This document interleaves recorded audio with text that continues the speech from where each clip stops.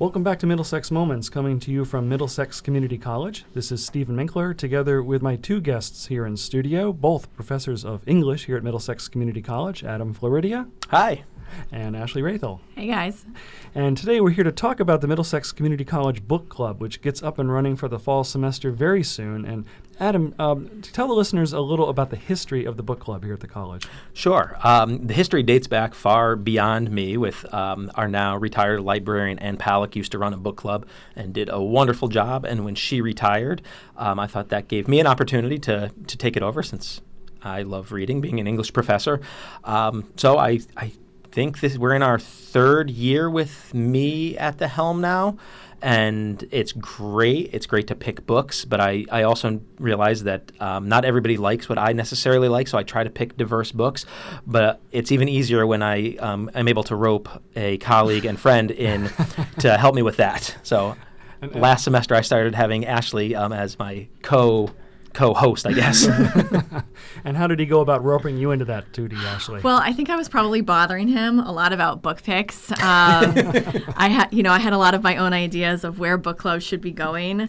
I think he had like a 600-page book picked for spring of last year, and I was like, I don't know if that's the best book choice for our students. So he asked me if I wanted to co-host, and I said absolutely. That sounds great, and it's been really fun to to pick which books we're going to do each semester. And she would come to all the meetings anyway, so she'd come and talk, so why not have some say in what we're reading rather than just criticizing? Yeah. You had some good ones. Now, do you often pick books that you are reading in classes that you're teaching right now, or is this meant to be above and beyond what you're exposing your students to in class? I would say actually one of the only disappointment isn't the right word, so I can't find the right word, but only disappointments with teaching classes is that I don't teach many novels.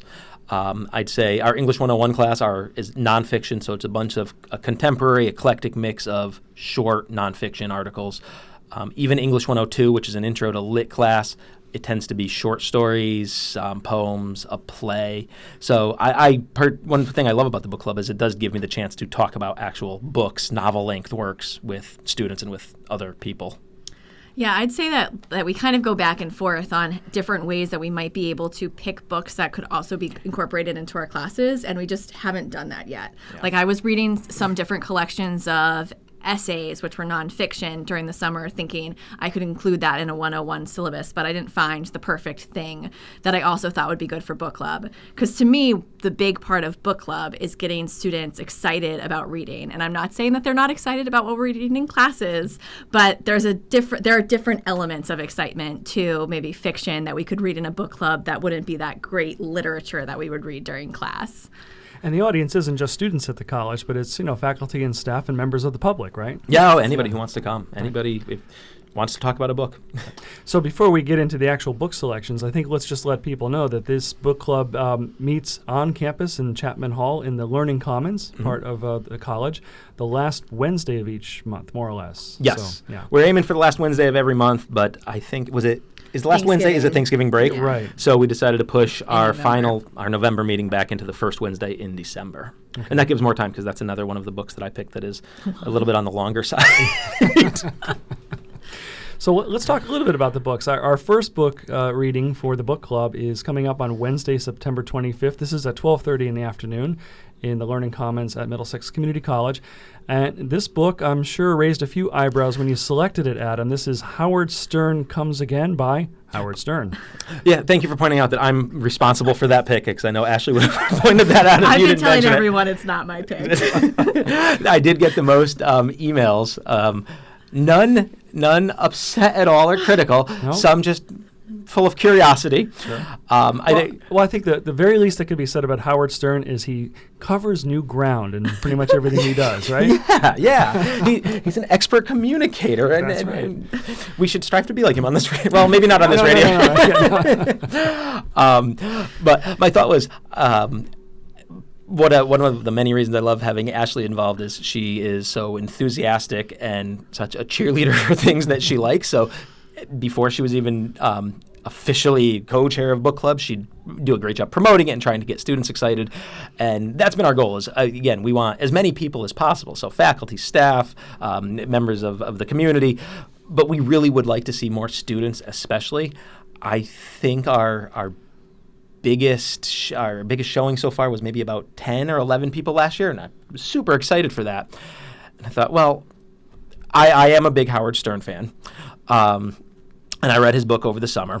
And anytime I'm reading anything, I'm thinking, could this be book club? And I was like, you know what? If there's anything that might appeal to a broader audience, especially to put this as the first book, maybe I'll attract people who otherwise wouldn't be interested in reading a book because it is something different. It's a book of interviews, so it's the transcripts of Howard Stern's interviews. So no matter what background knowledge you have of Howard Stern and what preconceived notions you might have, his interviews really are the best.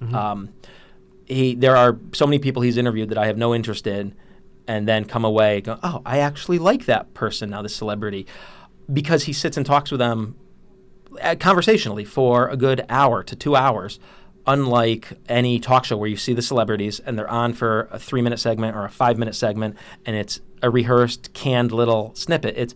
He actually talks to people, and you get to hear them and see them as people. I think that's one of my biggest takeaways from the book and from listening to the show, because I've heard most of the interviews, is, oh, wow, like that's just a person. As silly as that might sound, oh, that huge celebrity, that's just a person. They went through this and this. So it's really good. Well, and he can approach it from the point of view of he himself being a celebrity of certain renown, right? So it's really like two people who are maybe, could be friends in at work or any other place. They're just kind of sitting down talking about their various careers and the kinds of things that's happened to them. Yeah, and that's been interesting since he went to Sirius Radio, so satellite radio, which, I don't know, I want to say maybe might have been probably over 10 years now. He's become a much bigger celebrity. He even talks about that in the book, how originally he couldn't ever get A or even B-list celebrities because their agents would say, no, you're not going on Howard Stern for all the things that Howard Stern is associated with, right. Where now he can book top celebrities. Earlier in the week I heard Orlando Bloom. I like on the little flyer I have here, this is a snippet of people from the book, from Billy Joel to Jay-Z, the Kardashians to Michael J. Fox, Lena Dunham to Harvey Weinstein, Tracy Morgan to Bill Murray, Courtney Love to Paul McCartney, Chris Rock to Jerry Seinfeld, Anderson Cooper to Pamela Anderson. His interviews encapsulate our culture and the big names in our culture. Right. Yeah, in fact, in the intro to the book, Stern himself wrote, quote, "The interviews collected here represent my best work and show my personal evolution. But they don't just show my evolution. Gathered together like this, they show the evolution of popular culture over the last quarter century." Yeah. So I almost defy anybody to look at the table of contents and see the names of the interviewees and say, nope, absolutely none of these interest me. I mean, you've got Beatles to Harvey Weinstein to all aspects of our culture. Right. Well, it's been a huge conversation starter, too, on campus. I mean, people have been talking about the fact that we're reading Howard Stern, and because I don't listen to Howard Stern, I don't know much about him. They'll tell me how he's not how you think he is. Yep. That is like the number one thing. Well, people think of him as this really seedy guy, and maybe he got his start that way, but he is a much different person now. Yep.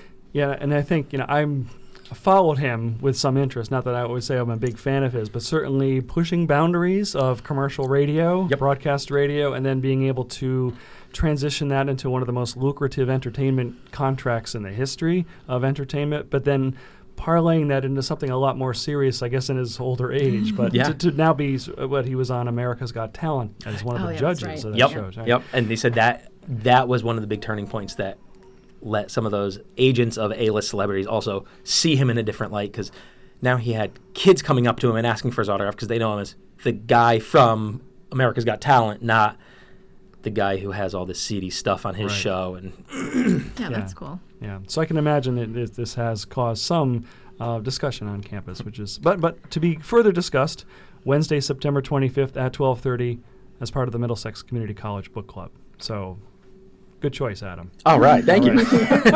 I'll also say it's whatever preconceived notions people have. Like you said, you hear he's not what people say. I pay for 2 Sirius subscriptions because after riding with me long enough in my car, my wife decided she needed her own for her car just so she can listen to Howard. So that's interesting. She became a big fan, and she'll get home and be like, "Did you hear this segment today? Did you hear what he said? Did you hear this?" So it's for all. So does he have genders. his own station? Yep. Is he like he's on all day, so you could listen to Howard Stern all day long. He's got 2 stations, yeah. I mean, it's one show. I think that's all the time. I think that's teaching us something about you, Adam. He's on. I think it's a 4-hour show, and then it's played on repeat. Did they ever do the best of Howard Stern? And they did. That's what Howard. So there's Howard 100, that's station 100, and Howard 101 is a lot of times the classic shows and segments and stuff. Alrighty. Well, I think a few notes about the book club before we go into our break. First, Adam, you mentioned earlier that the book club started years ago with our former librarian, now retired, Ann Palak. Ann had a real knack at picking books that would become mega hits in the motion picture industry. I don't Catch-22, which we'll talk about later, was a motion picture. But do you know, or are you aware of any plans for either of these other 2 books to become films in the future? Howard Stern has talked about doing a follow-up to his successful Private Parts movie years ago. So I don't know if this would kind of parlay into that. Maybe. Or maybe more documentary, since it is, as you said, it's interviews that he's already conducted. But Ashley, after the break, we'll talk more about the book Agent Zigzag. Do you see anything that could be this has major motion picture written all over it. I don't know. I would be surprised if it did come that way. But Agent Zigzag was a real person, and there are several books written about him. So whether or not, someone gets really into a nice World War II kick and wants to create his story into a movie, I mean, it's fascinating, honestly. Well, we'll listen a little bit more about your We'll listen a little bit more about your review of Agent Zigzag after the break, but it is time for a quick break. You're listening to Middlesex Moments from Middlesex Community College, coming to you on air at WLIS WMRD and online at mxcc.edu. Stay tuned. We'll be right back.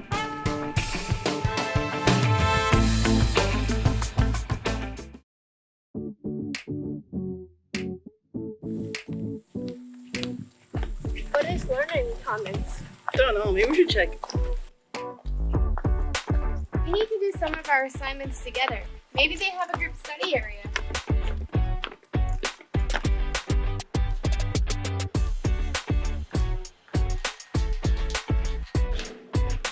I don't see any study rooms. Maybe they're in the back. Let's go look.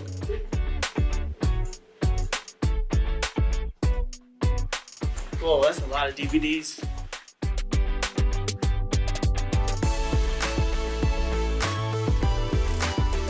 We can reserve study space at the front desk.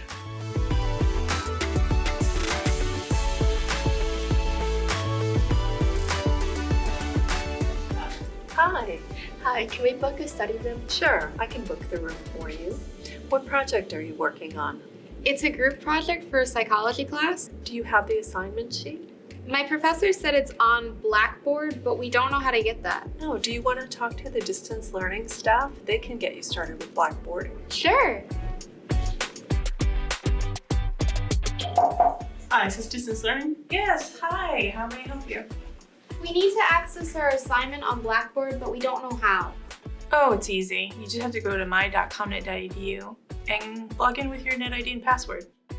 I used my comment to check my financial aid once, but I forgot my password since. Well, that's okay. We can reset that for you today. That would be great. Okay, well, why don't you come over to this computer and I can help you.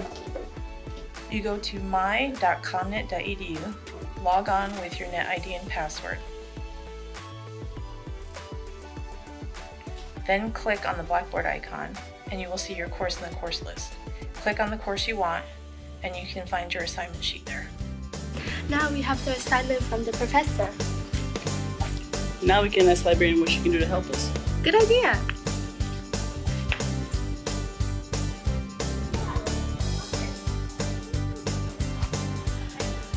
It says you need to write a research paper using 3 peer-reviewed journal articles. Have you chosen a topic yet? I'm interested in human intelligence. What about personality? That's more interesting.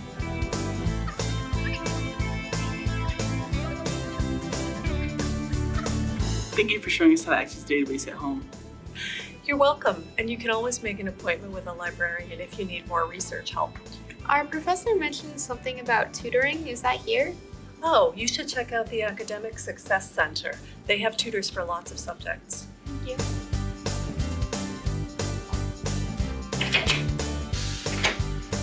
Hello. Hi, is this where we go for tutoring? Yes, welcome to the Academic Success Center. What do you need a tutor for? I need someone to help me with my writing. Okay, I could really use some help with math right now. okay. I'll be right with you. We have a tutor right over here. This is Denise. And she's gonna help Hi. It's nice to meet you. You guys can take a seat. you. If you come with me, I have the math tutor over here for you. Here's Thank you. tutoring hours. Christian needs help with math. Hi, Pleased to my meet you, name is Christian. Christian. Just have a seat. The library is about research assistance and has great spaces for getting work done. Yeah, this math test is gonna be a breeze. It's really great that we know we need to contact distance learning for Blackboard help.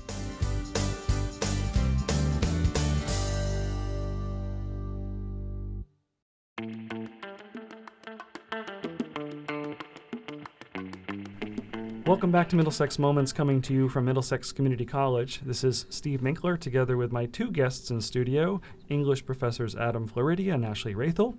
Before the break, we were talking about the Middlesex Community College Book Club and the book selections for this semester. And Adam, one of the things you've done as the co-facilitator of the book club is create a Goodreads site online. And this is where people can check out the various books that we've done over the years and preview what we're going to be reading this year. Yep, go on, write reviews. I'll try to find little media links, so whether there's a YouTube video about the book or a commercial, if it has been, we mentioned movies, if it's been a movie. But Goodreads is great. If for anyone who doesn't know, goodreads.com. An awesome site. I don't do any social media, but I consider Goodreads, I think of it as like Facebook for book nerds. You can have friends and stuff on it, but you really just, it's a great way to keep track of what books you've read, because there have been times I'm like, did I read this? Let me check Goodreads and see, or I've read so many books. Did I like this? Oh, let me see how many stars I gave it on Goodreads. I've discovered so many great books that I otherwise never would have come across from seeing what friends are reading on Goodreads. And you're able to create a group page. So we've got our MxCC MxCC Reads Book Club Goodreads page.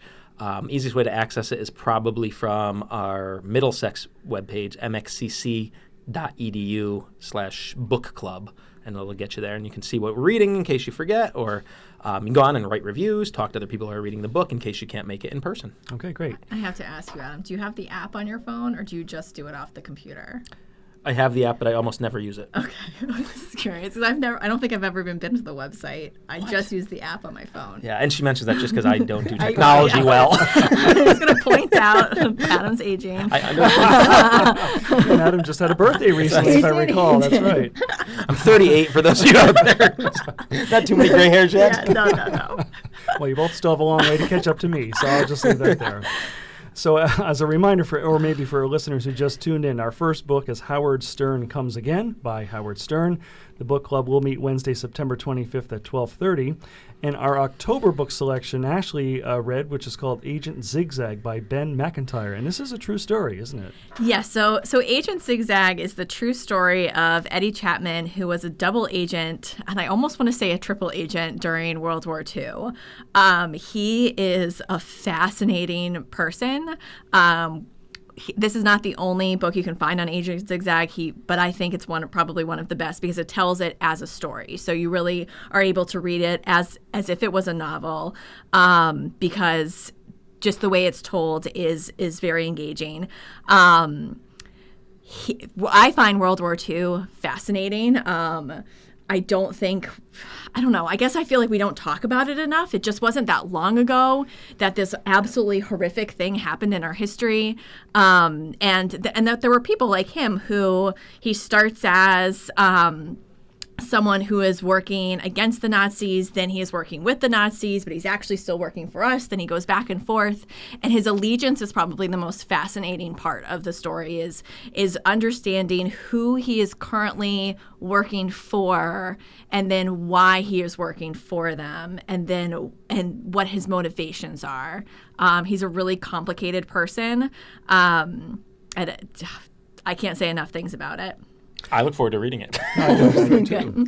Well, in reading the reviews online, it says that in the United Kingdom, he was pardoned for his crimes, being the only such wartime agent to be pardoned, which meant he must have had some sort of extraordinary way of manipulating the people that he was working for and with. He was hugely manipulative. He had 2 families. He had 2 wives with kids, on either side, wherever he was. He would go back to them and be taken. When I finished this, I told my husband, who is not an avid reader the way I am, oh, you really need to read this book. And he read it and he loved it. And when I said, I think we should do this for book club, he was like, oh yeah, you guys should definitely do this for book club. It's fascinating. And again, I think it's just a time in our history that really just wasn't that long ago that I like to read different parts about, and this is one of the parts that, I don't know, I guess I just don't think about as double agents during World War II. You hear about Tom Cruise and, these different characters and movies and things, but you don't necessarily think about them as being real people who existed. Right. Well, and you mentioned how you are a book lover and an avid reader. Adam has been a guest on this show multiple times, and he's talked about the very large library he has at his house. And could you describe your own personal library? Yes, I mean, mine is not as big as Adam's. I've seen Adam's library, and it's a very large. And one of the reasons is because I am a huge library person, so I take a lot of books out of the library. I use interlibrary loan, which is a system that allows you to go to your local library. And my local library is very small. I live in East Haddam, so I actually don't have a ton of the books that I want, but I can go into the system, I can request my books, and then I can just go pick them up, and they'll get them from another library for me. So it's a nice way for me to save money. And honestly, I just love being a patron of the library. It's just it's a fascinating thing that it still exists, right? A place where we can go borrow free books, of brand new books, right? Books that just came out. We can go to this place, this building, and take them home with us, and then hopefully bring them back. I try not to lose them, though I do usually have some library fines that I owe. But I'm happy to give money to the library too. I'm always Absolutely. like, here, take my money. This is wonderful. So my library is not huge, but it does grow a little bit every year. Good. And I'm a believer of pass it on. If a book that I really like and I might think, hey, Ashley might like this, I'll give it to you, and just you pass it on to somebody else after that. Yeah. Oh yeah. I'm much like that as well. I like to own a book that I can share with someone else. Yeah. I'm very selfish. I know. I was just going to say, you don't do that, though, do you? Well, libraries are one of my favorite places ever, but I can't remember the last time I took a book out because I have to write in my books. I can't read without a pen in my hand, so I have to buy my books, and then I keep them, and I'll recommend them to people. I'll even buy a copy of the same book and give it to someone, or let them borrow mine, but I wouldn't give them mine because it's got my notes in it, and my notes are never more erudite than "ha ha" or wow, that sucks, but it's still got my thoughts in it, so I like to save them. Well, and I will buy the books for book club so that I have all of my notes in front of me. I think you see me come into book club and I've got pages, marked that I want to, highlight. I mean, it's probably similar to if I was teaching a work right now. My books for World's Lit are they're covered in notes and things. So, Agent Zigzag, Wednesday, October 30th at 12:30. And our last selection for this semester, for the fall semester at Middlesex Community College Book Club, is a classic, Catch-22 by Joseph Heller. Adam, why did you select this book for the book club? I love this book. Another World War II book, actually. We have two, cool. yeah. There we go. Maybe we could find the theme here. I usually try to do that for you guys. I mean, Howard Stern maybe was probably born after World War II, so this doesn't count. Catch-22 is one of my all-time favorite books. Honestly, I went back and forth about picking it for book club. I hadn't picked it previously because it is on the longer side, probably 400-something pages, and I haven't read it in years. But from what I remember, I can describe the writing as somewhat labyrinthine. The sentences I remember having to read and reread, but in the best possible way. Like, it's such a great reading experience. What made me pick it and look forward to actually rereading it is you mentioned a movie, so I think I saw the movie that was made of it years ago and I wasn't a big fan, but Hulu came out with a miniseries recently, and I watched it over the summer, and I thought they did an amazing job. Granted, like I said, I haven't read it in years, but from what I remember, I thought it was a really, really good adaptation, so that got me super excited for it. And I was like, that could be another thing that if people watch that Hulu series, then they might be more likely to be interested in it and actually read the book. We could do a viewing too. We could, yeah. Yeah. Book reading and viewing. Although I think, I probably I would imagine the two of you, I would much rather read the book and let my imagination fill in all the details where a movie never quite gets there for me. So what's the basic setup, the basic plot of Catch-22? I mean, it is World War II. Yep. So a pilot, a bombardier, Yossarian, he's got to fly so many missions before he can go home. And his, I'm terrible with rankings, his general, his commander, whoever it is, his superior keeps upping the number of missions. and he tries to get out of them. A lot of it's a commentary on war and on patriotism, and it'll be interesting to discuss whether people see Yossarian as a hero, as someone who's sane and logical. One of his arguments is he's the only one who's sane. He doesn't want to fly into people who are into a place where people are trying to kill him. And he says, but one of his colleagues says, but they're trying to kill all of us. It's war. But that doesn't make any difference. These people are trying to kill me. So it's interesting to think how logic murder is wrong, but in war it's honorable. You stay away from people who are trying to kill you versus you're supposed to want to go out and defend.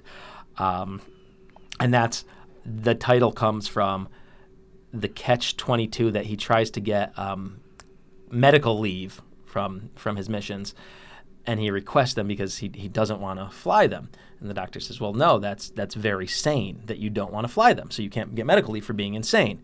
He goes, well, but then I do want to fly them. He goes, but then that would be insane to want to fly them. But if you come and admit that, you can't be sane, and that's the catch-22. It's a damned if you do, damned if you don't kind of thing. Yep.